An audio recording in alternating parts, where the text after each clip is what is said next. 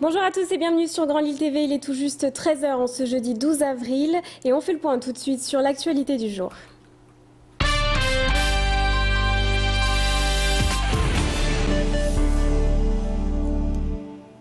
Et on démarre ce flash avec cette nouvelle journée de grève des contrôleurs aériens à l'aéroport Lille-Léquin. Ce matin, 28 vols étaient annulés au départ et à l'arrivée de l'aéroport Lille-Léquin. Mais le trafic reprend progressivement depuis 13 h. 4 vols sur 12 sont maintenus. Les 2 vols Air France en partance pour Toulouse à 13 h 15 et de Bordeaux à 15 h 50, ainsi qu'un vol Vueling et un vol Ryanair à destination de Porto à 15 h. Et c'est le 3e mouvement de grève des aiguilleurs du ciel lillois depuis le début de l'année. Les raisons restent les mêmes. Les aiguilleurs du ciel réclament une augmentation des effectifs pour répondre à la hausse du trafic dans la région. Et si vous souhaitez d'ailleurs plus d'informations sur l'état du trafic, n'hésitez pas à vous connecter sur le site www.lille.aéroport.fr ou renseignez-vous auprès de votre compagnie. Dans l'actualité du jour, une autre manifestation a lieu, celle des surveillants pénitentiaires. Après celle de Sequedin hier après-midi, c'est aujourd'hui la prison d'Annelin qui est bloquée depuis ce matin 6 h 30 et ce toute la journée par les grévistes.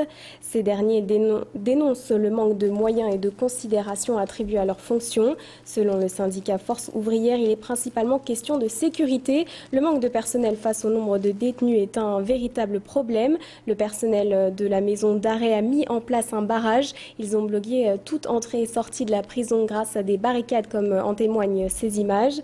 Clément Carion était sur place ce matin devant la prison d'Annelin. Écoutez les explications du délégué régional de la Force ouvrière.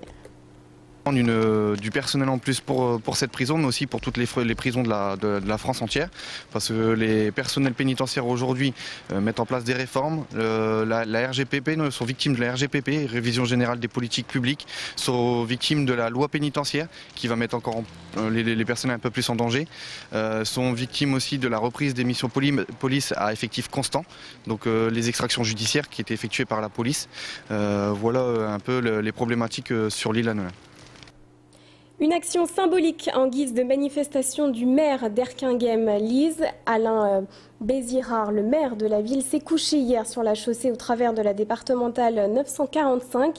Une action pour protester contre le blocage du programme d'aménagement de cette route qui relie Erquinghem et Sally sur la Lys, attendue depuis plusieurs années par la commune. Une déviation qui a été reconnue d'utilité publique il y a 12 ans. La menace d'accident est importante. Des milliers de voitures empruntent cette route tous les jours et traversent le village. Mais les travaux n'ont toujours pas démarré depuis. En cause, un riverain propriétaire du château de Bac-Saint-Maur proteste et multiplie les recours contre ce projet qui prévoit d'amputer son terrain de 1300 m². Le tribunal administratif rejette systématiquement ces recours, mais les procédures sont longues et l'issue semble encore loin. Un ras-le-bol exprimé hier par le maire d'Erquinghem au micro de Macha Grenessen.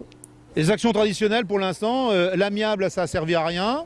Le tribunal, l'enquête publique, voilà, on s'assoit dessus, même si ça a été validé, le tribunal administratif a validé cette enquête publique, encore une fois, a rejeté tous les recours dessus, on vient de nous apprendre qu'il y a encore un autre recours sans arrêt déposé. Le tribunal administratif a confirmé le rejet de la réclamation de cette personne. Mais en contrepartie, il a déjà fait un autre recours sur la cessibilité des terrains. Donc on est reparti sur une guerre. En ce jeudi 12 avril, le rendez-vous incontournable de l'art européen ouvre ses portes. La 5e édition de Lille Art Fair a pris place au Grand Palais pour 4 jours jusqu'à dimanche. 100 exposants seront réunis sur 8000 m². Peintures, dessins, sculptures, photos seront entre autres représentés. Les acheteurs professionnels et les collectionneurs sont également attendus pour ce grand marché de l'art. Fort de son succès lors de l'édition 2011, le grand public devrait être nombreux cette année à faire le déplacement. L'occasion de découvrir ce qui se fait aujourd'hui en Europe dans l'art contemporain. Lucas Tostin s'est rendu hier sur place pour le vernissage de la foire. Il a notamment rencontré le directeur artistique de Lille Art Fair, Didier Vess, et on l'écoute tout de suite. Une chance extraordinaire parce que cette ville, elle a la passion de la culture et elle a su, à travers tout le travail qui est fait depuis Lille 2004, elle a fait un travail exceptionnel qui fait que les gens, les galeristes qui sont dans cette foire, ils aiment le public lillois parce qu'ils voient bien qu'ils ont, en dehors des gens qui sont cultivés naturellement grâce à leur chance de vie en fait, eh bien les gens de Lille, les jeunes, les moins jeunes, ils sont tous intéressés par l'art. Et on ouvre la page cinéma de ce flash avec la projection en avant-première hier à Villeneuve-d'Ascq du film Les Vacances de Ducobu. La comédie est en fait la suite du premier long métrage réalisé sur les aventures de l'élève Ducobu, le cancre célèbre de la bande dessinée.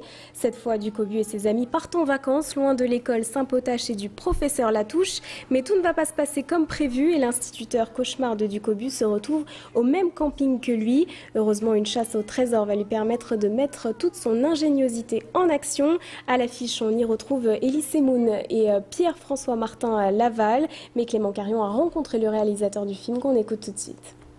On n'a rien repris à part la première scène. Mais bon, on avait en tête les personnages, on les connaissait bien.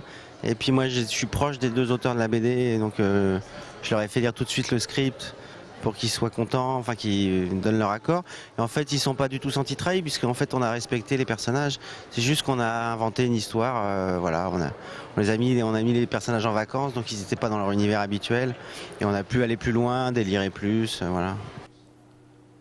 C'est la fin de cette édition. Merci à vous de l'avoir suivi. On se retrouve dans quelques secondes pour toutes vos prévisions météo ainsi que vos conditions de circulation. À tout de suite.